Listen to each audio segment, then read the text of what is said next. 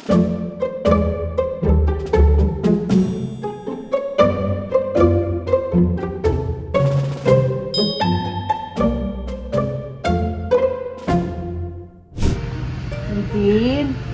do you know na mom is sick? Yes. Ano sakit ni mama? Sabi. I was supposed to be admitted in the hospital. Excuse me. Yes, how about you? Do you miss me? If I were you, get yourself vaccinated against shingles kasi hindi po siya biro.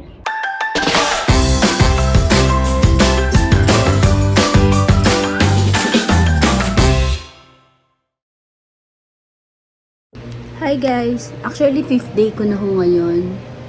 Ano ho ito? Gauze na may sodium chloride. Nilalagay ho ito kasi panglinis po nung sugat, ng virus. Saka para hindi kayo masyado mandire. Ang meron po ako ay shingles. Yes, shingles. Masakit po siya. 5th day. I was supposed to be admitted in the hospital kasi po, ang nangyari ay nung pumunta po ako, akala ko sa derma ako pumunta, akala kong problema is skin lang kasi para ako may pimple. Medyo tinatamaan yung eyes ko. Tapos parang nahihilo ko. So akala ko is kailangan ko rin ng ophthalmologist. And then when the derma saw it, sabi niya, ay, hindi yan it's shingles. So, agad niya ako binigyan ng reseta for the shingles para mamatay yung virus. And then, pinapunta akong opta kasi nga tinamaan yung mata ko. So, chinek agad kung baka may scratch yung retina ko, baka meron din. Kasi ang problema nasa ulo po eh. So, it's from here hanggang paakyat po yung shingles ko. So, masakit hanggang dito ko. So, they wanted to admit me for pain management. I opted to stay at home. Dito po, nag-quarantine po ako sa loob ng office ko. Nandito po ako mag-isa. With all my gamot. Ayan po, marami po yung gamot ko. Ako mag-isa naglalagay ng cream, ng lahat, everything. Tapos nag-ano ako ng gamot ko. Mas pinapasok naman dito yung mga food ko. May food naman ako. Pinapasok naman yung food ko sa akin. Kasi kailangan on time po because of the pain management also.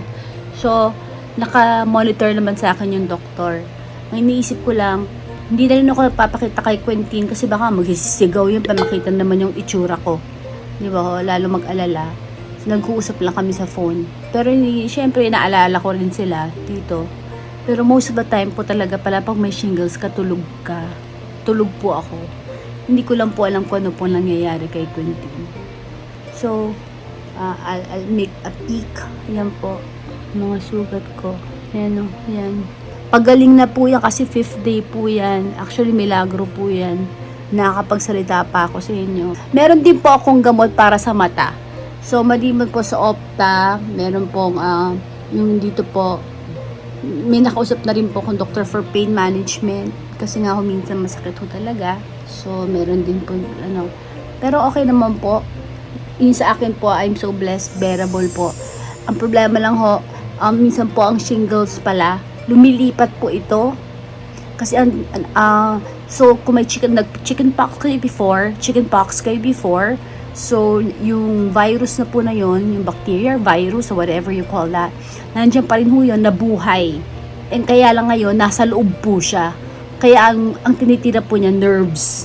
So, mas masakit po siya talaga. Minsan ang shingles, pag pagaling na po isang part, lumilipat po siya. So, yun po ang pinag-pray ko ngayon na sana hindi siya lumipat. Hindi naman po ako nilalagnat. Yun po maganda. Usually daw po, ang iba ko may lagnat, ako po wala. So, iba-iba po pala ang ng shingles. It just so happen.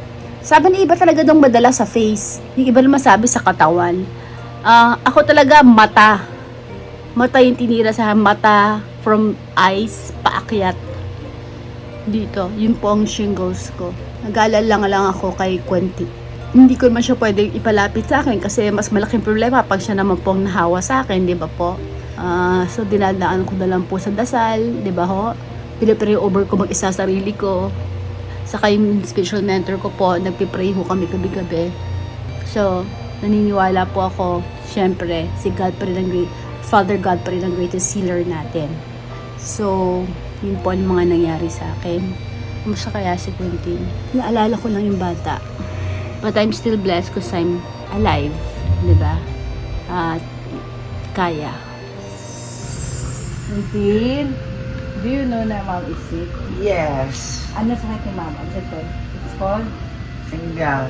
single. So, dahil si mom naka-isolate siya. Ilan days mo din nakikita si mom face to face? Do you remember? Yes. Ilan days na? 2 days. Tatay, hindi naman ako bilang. Ilang araw na ba ito, Jet? Mga 5 or 6 days. Namimiss mo si mom?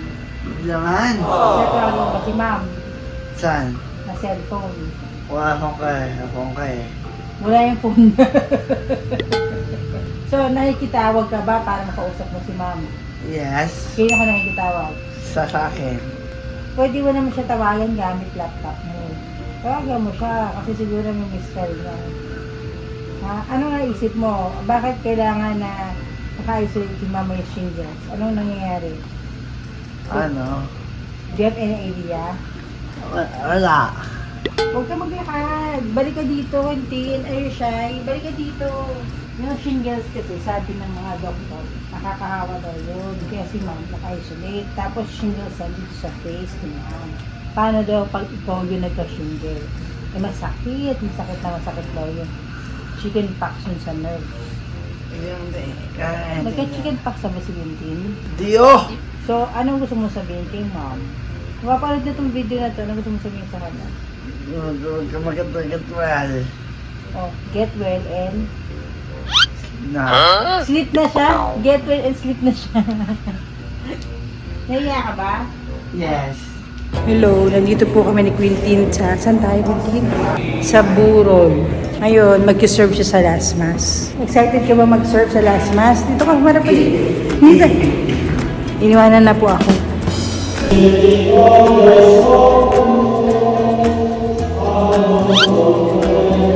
Kasama ko siya. Oh.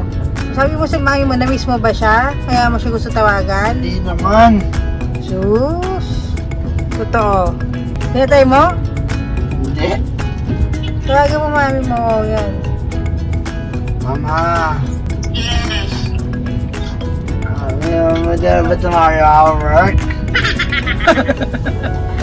Paano ko magkaka-work? May sakit ako. Hindi lang ng mami mo kung inaasar mo siya. Meron kang gustong tanongin, di ba? Yung gusto mong tanongin sa mami mo. Excuse me? Yes, how about you? Do you miss me? Yes. Hindi ka pa pwede lumapit sa akin. Baka mahawa kayo eh. Kamusta na si Milo? Fine. Okay. Masakit lang yung ulo ko. And then mamaya I'll sleep again. What do you want to do paglabas ko dito? Pero malo. Play with Milo. You want to play with Milo? Okay. Paglabas ko dito, we will play with Milo. Are you feeling Milo? Yes.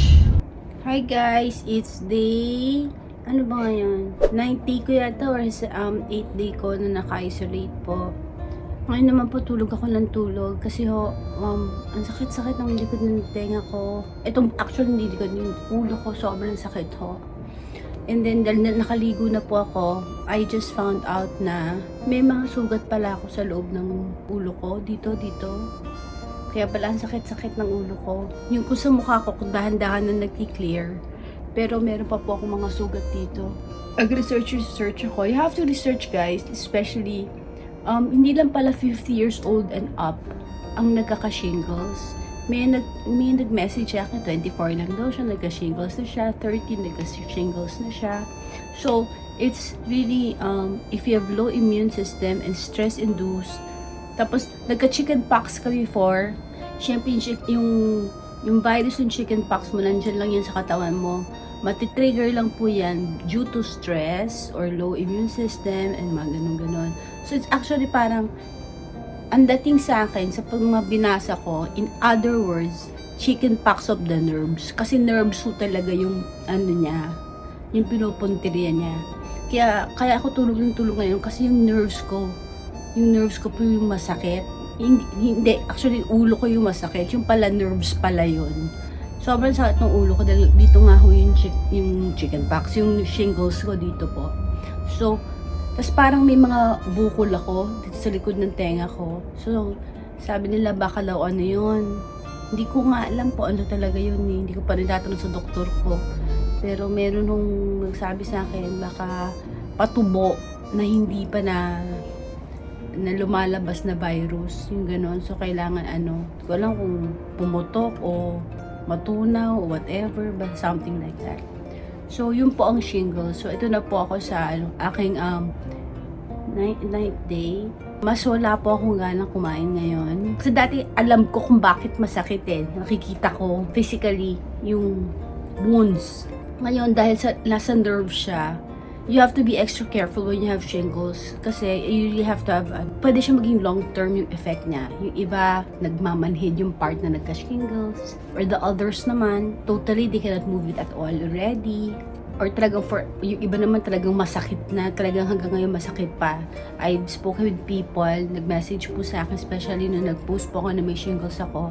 Siya daw, nagkaroon daw siya, parang 6 months after pa, may masakit pa rin daw. Nararamdamin pa rin daw niya yung sakit. Ang problema po sa akin kasi yung sa mata ko, yung dulo ng mata ko, nararamdaman ko po masakit. Ito po, medyo wala-wala na po yung mga sugat dito. Kaya lang ho, may mga parang scars na gano'n. Yung dulo ng mata ko yung dito, masakit po, sobrang sakit. Though yung ophthalmologist ko po, binigyan ako ng iba pang gamot para po sa mata. Hindi ho yung normal na ginagamit ko, ng mga cream sa mukha ko. At saka, pati ngayon dito ko, nilalagyan ko na ho ng cream. Pati ito, yung sodium chloride na ito, nilalagyan ko yung buhok ko. Pumuti nga yung mga buhok ko, hindi ko naintindihan bakit eh. Dahil siguro sa sodium chloride. Kasi naramdaman ko ho, naligo ako. Pagkaligo ko, hindi ako makasuklay. Yung pala, meron pala akong mga sugat dito. Yun lang. So, if I were you, get yourself vaccinated against shingles kasi hindi po siya biro. It's actually parang na-trigger yung dating yung chickenpox virus. Tapos nasa nerve siya ngayon. At nakakahawa siya. Hindi po totoong hindi nakakahawa. Nakakahawa po siya. So you have to isolate yourselves. Especially po para po sa mga elderly. Mas delikado po para sa matatanda ito. Hi guys. Sobrang sakit ng ulo ko ngayon. Ito, from here, paakyat dito sa taas. Hanggang dito. Sobrang sakit po ng ulo ko. I think because hindi po ako nakainom ng gamot ng 6 a.m. So, inom na po ako ng gamot. Pero sobrang sakit po talaga. As in, parang binibiyak yung ulo ko. Hindi ako nainom ng gamot for the nerves. Shingles talaga, diba, tinitira nerves. So, ngayon sobrang sakit. Itong likod ko hanggang dito. So, hawak-hawak ko siya. Nilagyan ko ng holy oil. Tapos, nininit ko yung kamay ko. Tapos, nilagay ko dito. Kasi yan, sobrang sakit para maibsan ng konti. Yung sakit na nararamdaman ko. Yes, nilagyan ko na ng halaman tong paligid ko. Pinagaganda ko na yung paligid ko. Kung nakikita nyo, ayan o, may mga marks pa na naiwan. Dati naman wala, tinumay yung kabilang side ko, wala. Pero ito may mga marks na naiwan po from the, nalaglag yung yung scabs pa or wound. Pero may mga naiwan pa siya. Pero other than that, ang sakit-sakit talaga ho ng ulo ko. Yun po ang shingles.